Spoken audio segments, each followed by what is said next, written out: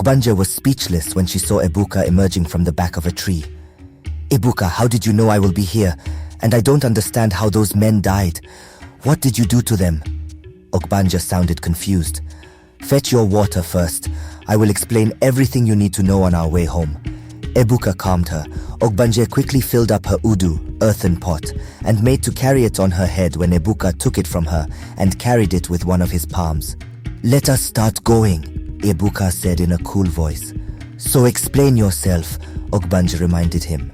She couldn't hold herself anymore, and Ebuka wasn't helping matters at all by his silence after walking some distance. "Do you believe that gods can walk among mortals?" Ebuka said. He stopped and turned to face Ogbanje. His height was overshadowing her. His dark ebony skin did not only glow but sent roses that could turn a lady on. Ogbanje could clearly see how handsome Ebuka was, and for the very first time in her life, she began to feel sexually attracted to Ebuka. She wanted him to touch her sensitivity, a places no one had ever touched. She wanted to move forward and unite her body with his body. Her firm round breast suddenly erected when she thought how Ebuka's hands would fit around it. She felt something between her womanhood. She snapped out of her daydreaming when Ebuka coughed out in pretense. Ogbanje quickly blushed. She was thankful that the day hasn't yet brightened up. "Do you?" Ebuka asked slowly. He was smiling as if he already knew what Ogbanje was thinking. He was happy that Ogbanje was thinking about him romantically. His question from earlier registered within her mind, clearing her throat so her charming voice be audible. "I don't know, Ebuka. I haven't met one," she replied. "But what if you have? What if it was someone you've known all your life?" "I don't get you, Ebuka. Please be specific. What are you trying to say?" Ebuka dropped the udu, earthen pot on the ground and turned back to look at Ogbanje once more. He moved closer, so close that their noses were nearly touching. They both felt something. He smiled when Ogbanje didn't move as he came within her space. He lifted up his hands and gently placed his palms on both sides of Ogbanje's cheeks, staring into the lustful eyes of Ogbanje. "What if I told you I am the one, my Alaolisa?" Ebuka said softly as he stared deeply into Ogbanje's eyes. Ogbanje's ears pricked up as she heard that name. "What are you talking about, Ebuka, and why are you speaking out of blue? Who is Alaolisa? Why do I keep hearing that name? Who is she to you?" Ogbanje shouted. She needed to know who the strange lady was. She was jealous of this Alaolisa. "It's a long story, Ada, a very long story, which we have all the time in the world to talk about it." Ogbanje interrupted Ebuka, whose face was filled with smile. "I know, but first we must finish all your house chores at your father's compound, then head to my place." "Who are you?"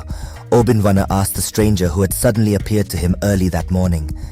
He had changed his mind the previous night about letting his men kidnap Ogbanje that night. He rather told them to go very early the next day, which was today, to lay an ambush on Ogbanje, as she usually wakes up to fetch from Udum village stream. He was awaiting the return of his men when the stranger suddenly walked angrily into his compound. "I will once again ask you, who are you, and what are you doing so early in my hut?" Obinwan asked the stranger who had remained quiet since he stepped into his compound.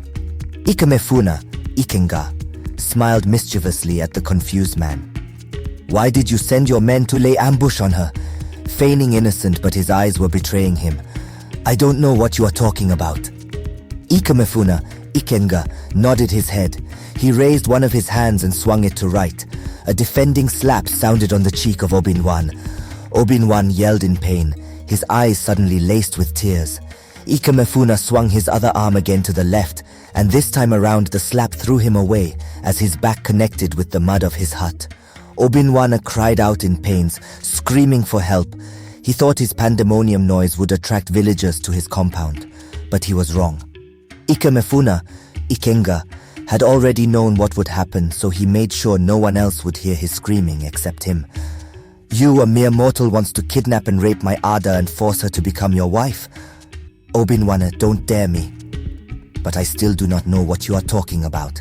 Obinwana requested to know the cause of his punishment. "Do not lie to me, Obinwana. I am Ikenga, the god of war, the god who fight for what is his. I came here to warn you to stay away from my heart. Let this be the last time you will make any advances at my Ada. Do I make myself clear, or should I be more specific?" Ikemefuna, Ikenna, charged at O.G.B.A.N.J.E in response. O.G.B.A.N.J.E shook his head that was filled with pains. "No, I won't near that witch you call Ada ever again. Now please leave my hut." O.G.B.A.N.J.E begged, trying to shout, but the pains he felt from his 2 cheeks were painful. Ikenna, was satisfied with his answers and nodded his head in affirmation. "If you go back against your word, then do not blame me on what will happen to you and your entire household. Leave Adolisa for me. She is mine and mine alone." O.G.B.A.N.J.E nodded his head without arguing. Ikenna ran out of the hut. O.G.B.A.N.J.E quickly ran inside amidst in fear and pains. His 2 jaws had suddenly swollen up. What is this again? How can the poison not taking any effect on O.G.B.A.N.J.E? Adaku asked no one in particular. She was inside her hut, seated on her bamboo bed as she pondered in thoughts. Uzochi and Ugochi had followed Okoro to the farm after Okoro had insisted the 2 girls followed him to the farm. "All they know how to do is to eat my food and filled up the toilet, but for them to follow me and work for the food will be hard for them. I have had enough of their laziness, and whether they like it or not, they would follow him to the farm." Okoro had told Adaku before taking Uzochi and Ugochi along with him. Adaku was left alone. Ogbanje and Ebuka had gone too on their way. The poison placed in her food would have made her weaker. As the days running by, rather she was getting vibrant and more stronger than before. What would she do to clear off Ogbanje once and for all? The girl is proven to be more stubborn.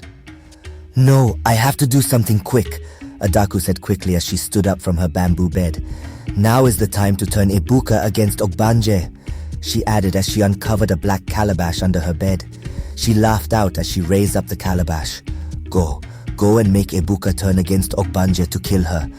"You can tell me, I am all ears now," Ogbanje said as she and Ebuka were eating roasted yam with fried red oil that was garnished with onions, pepper, etc. Nena had been so happy on seeing Ogbanje. She had grown to like Ogbanje and had even started calling Ogbanje her daughter-in-law. She then left with Ebuka's siblings to the farm, leaving Ebuka and Ogbanje alone. "Okay, I will tell you Ada from the beginning. Let me begin with I am Amadioha, the voice that had been speaking to you." The look on Ogbanje's face showed that she didn't believe it. "You Amadioha? You are the one that has been speaking to me?" "I don't believe you, Ebuka. Stop playing around and tell me how you managed to kill those 4 men that tried to attack me this morning." "I don't know what really happened, but I was enraged and nearly wiped out the entire universe. So I left my home to dwell among mortals for the time being, actually to be away from my father till he becomes calm. Within that time frame I was forgotten and no one ever remembered me. They only remember my brothers. I roamed for so many years that I forgot who I was." "Well, that was until I met you," Ebuka said as he stares at his Alaolisa. "So what happened after that?" "Well, we fell in love and got married, but you decided to live with the mortals for a while. Your mother granted you your wish, but with a prize that you would not remember who you were once. I decided to go down with you to look after you and protect you from harm," Ebuka said as he concluded his story. "I don't know what to say, Ebuka. This is too much for me," Ogbanje said suddenly. "I know that, Alaolisa, but you will come to embrace it with time," Ebuka replied. He thought as he had opened up, Ogbanje would have told him by now that she wanted some space from him. But he was surprised when Ogbanje did none. She seemed okay with it. "Was Alaolisa the name I bear in my previous life?" Ogbanje asked. "Yes, but there are more. More? How did you mean?" Ogbanje asked, flummoxed. "You know I have 2 brothers. Nyokuji is the last son of my father, and the second son, Ikenna. I am the first son of my father, Chakuolisa." "What has that got to do with the question I just asked you?" "A lot, Ada, a lot. You see Adamu, that young man that has been approaching you since these past few days. The one who said he is from Umueze, the one whose name is Ikemefuna. What about him?" Ogbanje interrupted him eagerly. Ebuka nodded his head in agreement to the questions asked. "Yes, Ikemefuna. That young man is not who he said he is." His head bowed. "Meaning, he is my brother Ikenna. He had picked his interest on you and want to make you his queen by all cost." Ebuka unveiled the truth to Ogbanje. "Ikemefuna is Ikenna? The Ikenna that we all served? Why would he pick his interest on me of all people?" "That is what I don't know, Ada. There might be something he sees in you that made him to choose you and want you by all means, Ebuka explained. Are you trying to say he sees me as someone in memory of or what? Maybe, or he likes you naturally. Either way, I am not going to let him have you. He will have to go through me to get you. Ogbanje laughed out with her face beaming with smiles. I don't like Ikemefuna or Ikenga, whatever he is, one bit. Right from day one I had disliked that young man. I'm only in love with you, Ebuka, and nothing and nobody can change my heart towards you, Ogbanje assured him as she blushed. Ebuka smiled when he heard those words. You are the only lady in my heart, my Aleolisa. Ogbanje laid her head on the shoulder blade of Ebuka and smiled at him. A movement suddenly caught the attention of Ebuka. He stood up and suddenly grabbed it. It was a scorpion, very black and huge one. Ebuka held it on one hand and looked at it. This scorpion had been sent to turn you against me, Ogbanje said after a while. Then we have to send it back to sender, Ebuka said and brought the scorpion closer to his mouth. He whispered something slowly and freed it. It moved swiftly and faster out of their sight, going back to where it came out from. What did you say to it? Ogbanje interrogated as she saw how the scorpion moved as quick as lightning. The scorpion was nowhere in sight. Nothing much, Ada. I only told the scorpion to inflict its owner with pains but not death. I think I should be heading home now. My father might have returned and I don't want him to ask Adaku where I went. You know she would lie about where I was, Ogbanje said as she also stood up to face Ebuka. It's okay, my Ada. Wait, let me arrange here so that I can escort you home. Don't worry, Ebuka, that won't be necessary. You know I can protect myself, and besides, I know you'd watch over me, Ogbanje replied. Okay, I will visit you tomorrow, Ebuka promised. And I will be expecting you, Ogbanje said and made to turn when Ebuka grabbed of one of her hands, halting her movement. He turned her to face him once again. How can I let you go just like that? Ogbanje frowned in confusion. When she looked into his eyes once again, his expression was intense. I don't get what you are saying. He suddenly drew her to him and covered her mouth with his in a hungry kiss. She responded immediately. She found herself closing up her eyelids. His mouth was so warm, the caress of his lips soft than she could have imagined. He tasted tentatively with his tongue, and Ogbanje opened her mouth with a low moan. Ebuka gently pulled Ogbanje closer, his hands encircled round Ogbanje as she moaned in pleasure, pressing her soft body against his hard skin, her hands roaming round the exposed skin of Ebuka. They didn't care they stood outside, not caring if they were seen by any villagers. What matters now was how they felt together, how they were both fit. Ebuka slided one of his hands down to Ogbanje's round butt, squeezing it and pressing it harder. Ogbanje felt his hard erection hitching her laps. Ebuka moaned deeply and dispatched himself from Ogbanje when he couldn't hold his breath anymore. Ogbanje was breathless when Ebuka removed his mouth from hers. Placing his hands on her cheeks, he smiled. Ogbanje smiled at him also, but averted her eyes to the sole of his feet. I am not in a haste, Ada, but I am not patient. He moves closer to her again, depositing a quick kiss on her forehead as Ogbanje's eyes fluttered close. Ebuka dispatched himself from her and moved a few feet backwards. You have to go home now, Ada. Like I said, I will see you tomorrow, my love. Take care, my Alolisa, Ebuka added as he stared at Ogbanje lustfully. Ogbanje blushed as she waved at Ebuka and turned to go. Take care also, my love. Can't wait to see you tomorrow. Ogbanje quickly left, not daring to look back as she knew that Ebuka was watching her. You again, Ogbanje said as she looked at Ikemefuna, Ikenga, who was standing in front of her. She had been so engrossed with the kiss she and Ebuka had shared earlier. She hadn't taken notice of Ikemefuna, Ikenga, standing and obstructing her path. Her body collided with his, and she was about falling down when she felt strong hands holding her waist, keeping her from falling down.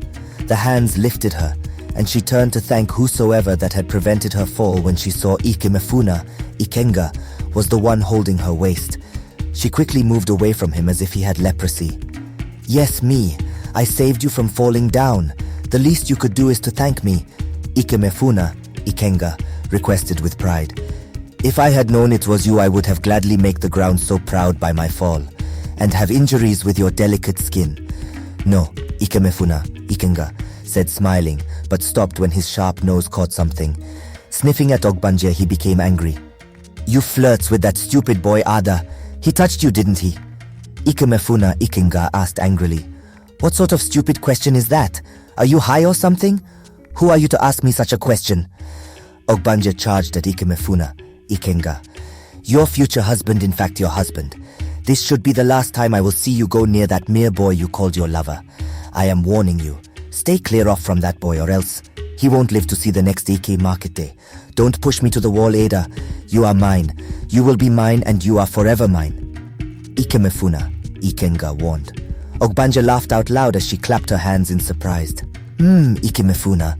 This should be the first and last time you would ever stop me to talk about this rubbish you just vomited from that stupid mouth of yours ever again. Try me again and you won't like what I would do to you. Ogbanje lashed at Ikemefuna Ikenga furiously. You don't know who you are talking to. Do not, I repeat, do not ever go close to that stupid boy again or he will face my wrath. Ikemefuna Ikenga said, but suddenly smiled at Ada. How was your day, Ada? He added. Ogbanje hissed and walked past him, pushing him in process as she walked by him. Ikenga smiled, looking at Ogbanje in a lustful way, watching the movement of her backside. I must have you, Ada, by all cost. If I can't have you, then no one else can, Ikenga boasted, still smiling till he could no longer see Ogbanje's shadow. And he vanished.